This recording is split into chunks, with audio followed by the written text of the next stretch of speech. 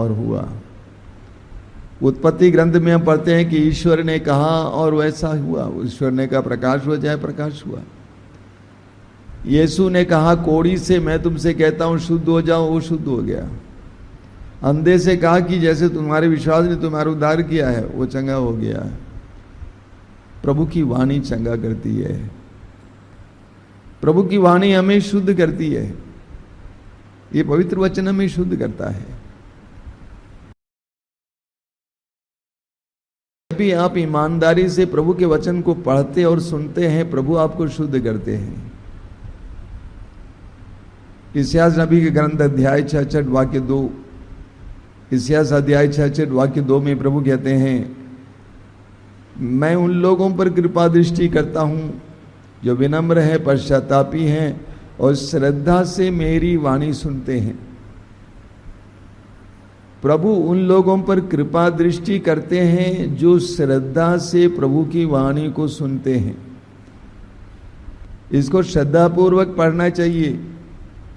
योहन के सुसमाचार के अध्याय 6 वाक्य 68 पेतरुस ने क्या कहा? तेरे इस शब्दों में अनंत जीवन का संदेश है। ये अनंत जीवन का संदेश है। सिर्फ जीवन का संदेश नहीं, बल्कि अनंत जीवन का संदेश है। बाइबल हमें पैसा कमाने की कला नहीं सिखाती है।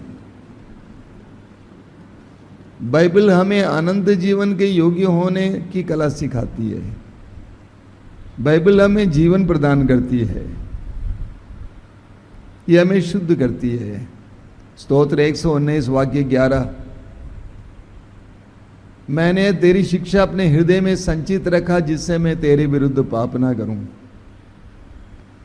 मैंने तेरी शिक्षा अपने हृदय में संचित रखा जिससे मैं तेरे विरुद्ध पाप ना करूं। स्तोत्र 119 वाक्य 9, नव युवक युवतियां कैसे अपने को निर्दोष रख सकते हैं तेरे शिक्षाओं के, तेरे आदेशों के पालन से। पवित्र वचन हमें शुद्ध करता है।